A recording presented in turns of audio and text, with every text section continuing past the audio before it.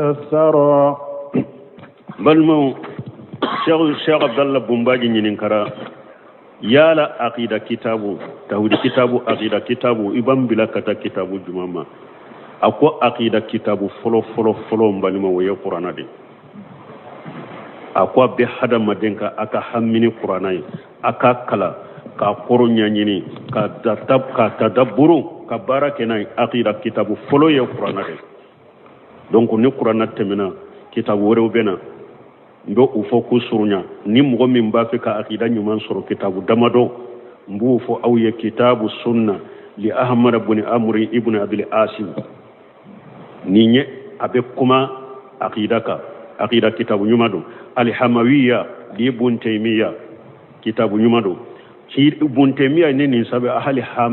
hamatu dugu do ayanin kitabu sabeka shaykhul islam ibn taymiya alay kitabu ka kitabu chama nyinin kalide do nu ya le nyinin ka keso la dura ba sebe kitabu ka dema wa mak kitabu su sabe na be kitabu ta ka kitabu sabe ibn taymiya ya ka kitabu sabe babu kun kolo de la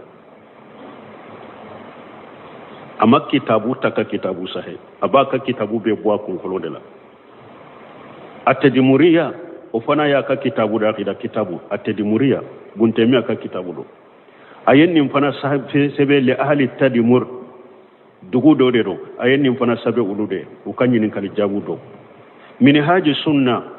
shaykhul islam ka kitabu do ayen nin dila karaddu karafida udeka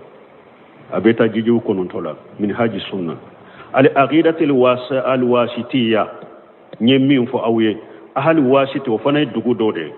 unana ka nyinin ka aqida de la ayen nin sabe ka duma wal wasitiyya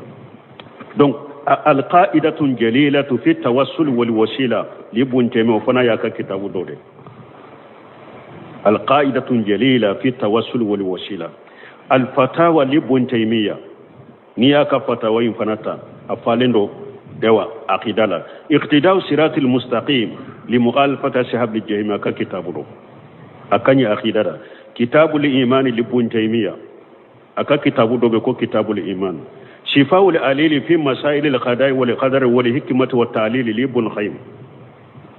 أفنى عقيدة كتاب نمده القصيدة النونية ومختصر السوائد المرسلة لابن القيم نونية ابن القيم كان نونية أني أكا كتاب مختصر السوائد المرسلة نونية ابن القيم كتاب نمده عقيدة لا شرح التهوية لابن أبي الإج عقيدة التهوي سرها دودو سره التهوية لابن أبي الإز يادو عقيدة ايوا التهوي سره كلا بغت منك سره مي ديفو بابتالا عقيدة سرافي فو لابن أبي الإز الذي تين كان الذي يتا سره سرفو كتابولك كتاب التوحيد لمخرج كتاب التوحيد لمخرج كم أفنى عقيدة كتاب التوحيد محمد بن وهاب تا نين درسو بامبول وكشف الشبهات محمد بن وهاب يدين فندلا كتاب الايمان لمحمد بن عبد الوهاب اكا كتاب دو بوكو كتاب الايمان كاني كوسبه الاصول الثلاثه لمحمد بن وهاب كتاب التوحيد لمحمد بن وهاب كتاب التوحيد من باكا شيخ عبد الله بومباجي كوكو لته كتاب دو من والله لا اكا ايا والله تشوغم ايا والله موضوع من كا كتاب دو من والله لا او موضوع كاني كما كتابو توحيدي فتح المجيد لشيخ عبد الرحمن ابن حسن بن محمد بن الوهاب فتح المجيد وهي كتاب التوحيد سرهودي محمد بن الوهاب مودين دو فلان نينا يا سره عبد الرحمن بن حسن عليه كسره فتح المجيد عقيده كتاب نيمان دو الدرر الثانيه في اجويه في فتاوى النجديه وبافو يرو دولا في اجماع النجديه دل لك نيندو فاويه نكون نين كتابو دي ويا شيخ صالح فوجاني نين كان نين كتابولا اكو هو شلاهنا بعد الله وودتنا للعدو اكو الدرر الثانيه اكو ولود اودي ولوك باموري على تاكوفي اكو درر الثانيه يودي ولوك باموري sunna sabatirila salafira sabatirila ani salafiyani ewa salafiya jugu ani sunna jugu kelelela ako ala ta ko fe duradu sinaya de uluka labbe fenye uka we femmi labbe jugu nya ani bamuru bumbumbulo jugu ka ala ta ko fe salafiya jugu ni sunna jugu ko duradu saniya de ya jimati najidiya ni Muhammad ibn Wahhab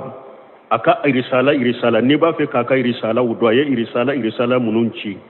donc ani fana utumbe galo munun doala yado hari sisa an ka tilela ube nu yado ka dawa be wa sira soro fengo fembe nyine ka daila ngalo pour ka dawa nege bo soro mo la ku la bolinye depuis Muhammad ibn Wahhab tilela tumbere nin kitabu fale ne utumbe galo munun dala ayen nin fo aben ninke aben nindeke aben letere usebe nebe nindeke nebe walileke katan nindema ni ba fe ko letru suguni galo munun daraka ni abo jabi o fana be nin kitabu de ko duraru saniya akai risalaw ani an yin kalimunun jabi anaka kalandew akofe yin kalimunun jabi donc anaka suku bagaw akofe yin kalimunun jabi abebe nin kitabu de kanu ami taba min benne boro jijultan woro parce que taba wute kelenya mais ataba min benne bolo ye jijultan woro de aturaru saniya kitabu nyuma do saudiya yere minye salafiya tabolo yere ni sunna yere sabatiliye kitabu min yere comme fawjani ya fo chogome ala ta ku fe minyu kabba murunyu kala benye kata dina juguma ni salafiya ni sunna jugo ye kitabu de mais nunun tenya ukakala de ku safana tew fu hada madon ka bamban nunun ka aku muraja ku kala ku dode odi aton ko indi jeydi madi gali della ka fo akum mugo suni tile ni te seka eri tani woro ke kitabulla jelaite wole ko kalande eri tani woro fo aka soro suni tile eri tani woro be seka ke murajala ka kitabulla ja ko ni to yeite wole ko kalande alaka doni sabatile ni doni nyumandama